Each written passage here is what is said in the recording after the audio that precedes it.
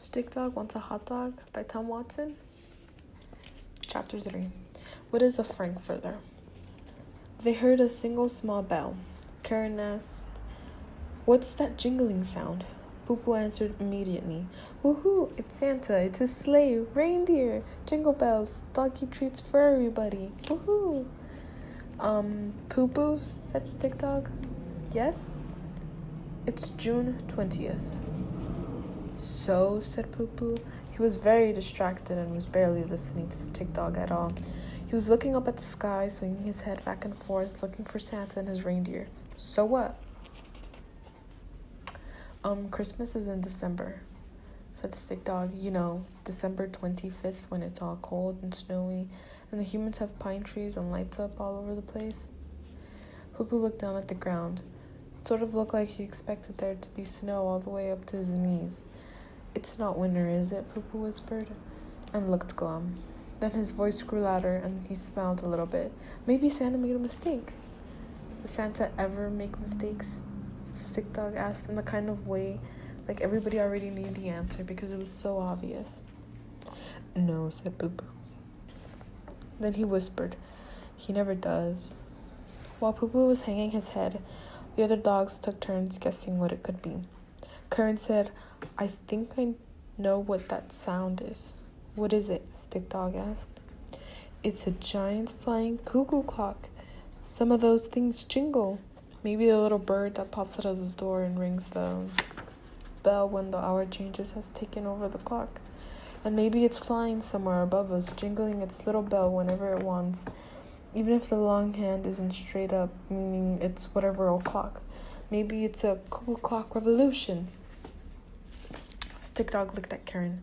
Then he looked at her some more. "I must tell you, Karen," Stick Dog began, "I'm very impressed that you know how to tell time." "Oh, sure, it comes naturally to me," Karen said, puffing out her little dashoon chest. "I know all the o'clocks. 2 o'clock, 7 o'clock, 53 o'clock, tomato o'clock, all of them." "I see," Stick Dog said very slowly. He then waited a few seconds and added, "I really like your idea about the cuckoo clock revolution and everything. It might be absolutely right. In fact, it probably is. But I was just wondering, are those birds inside cuckoo clocks actually alive? Or are they just little carved wooden models?" Karen whispered, "Little wooden models. I guess it's not a cuckoo bird revolution after all." "But it was a good guess," encouraged Stick Dog. Yes, it was," said Karen, feeling better already. Now, Stripes and Mutt had their own ideas about the jingling sound. Stripes' theory was that a huge new species of miniature humans had emerged from beneath the earth and announced that they were going to take over the planet, ringing bells constantly to drive everybody crazy. Mutt's theory was different. He thought there might be a human riding a bike and ringing the bell on the handlebar. "Those are two very different theories," said Stick Dog. "Why don't we go look?" "Should we bring weapons?" asked Stripes. "Why?" asked Stick Dog, cocking his head. "Because," Stripes said, and then he sighed as if this was the most ridiculous question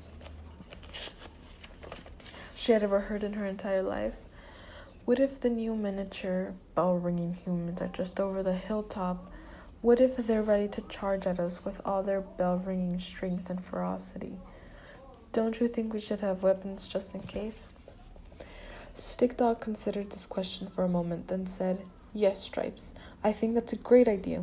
We should be prepared to meet and fight this new race of miniature bell-ringing humans, without question." "Exactly," Stripes exclaimed. "Unfortunately," said Stick Dog, "we don't have any weapons. Never have." "Darn it," said Stripes. "But if we did, we would most certainly put them to use," said Stick Dog. "Come on, let's go check it out." The 5 dogs ran from the creek and up the hill to investigate the jingling sound. They peeked over the top of the hill and down the other side. There they discovered the source of that jingling bell. It wasn't Santa Claus, it wasn't a bicycle, it wasn't a cuckoo clock revolution, and it wasn't, believe it or not, a bunch of miniature humans emerging from underground to ring their bells and drive everybody crazy. It was Peter. Now, Stick Dog didn't know for sure that the man's name was Peter, but the side of his cart said Peter's Frankfurters. So he just assumed the man pushing the cart was named Peter. The cart was white with printing on the side.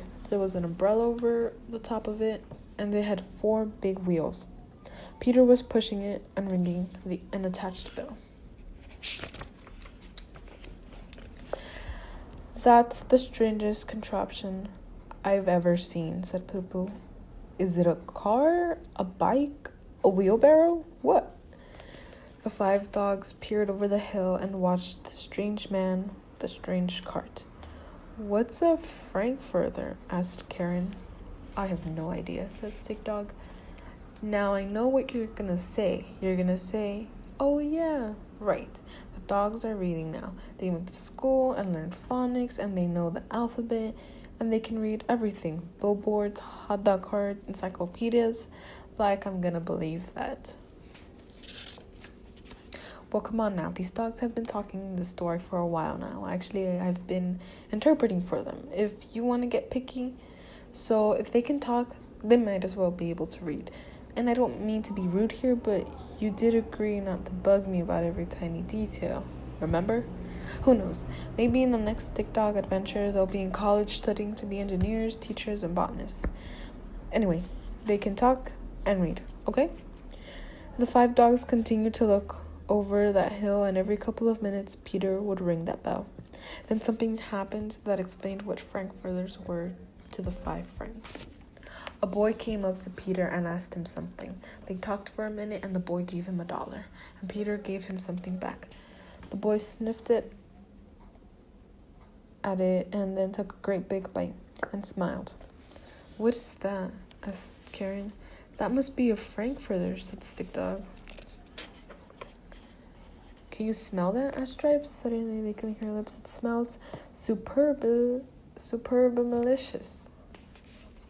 Stick Dog looked at Stripes, but didn't say anything. He knew superbi malicious was not a word, but he also knew that if it was a word, then it would be the most accurate word to describe the wonderful aromas emanating from the Frankfurter cart. His stomach began to growl even louder than before. Stick Dog firmly stated, "We have to get some of those." Now, before we continue, you all know what a Frankfurter is, right? It's a fancy name for a hot dog. I'm calling them Frankfurters in the story because using hot dog could get a little confusing or a little too repetitive. There would be too many dogs everywhere. So we're using the word Frankfurter.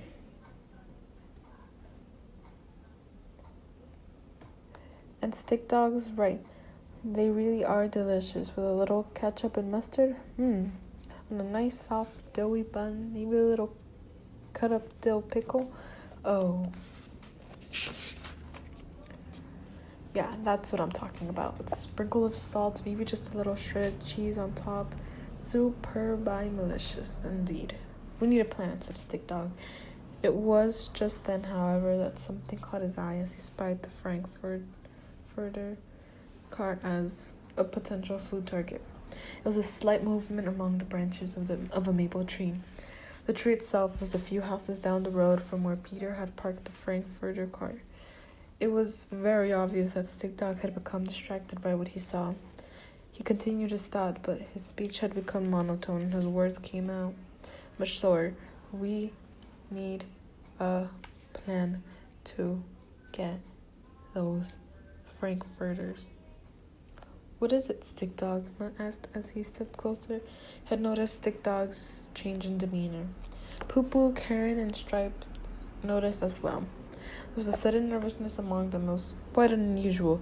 They knew to see Stick Dog lose his focus, especially when food was involved.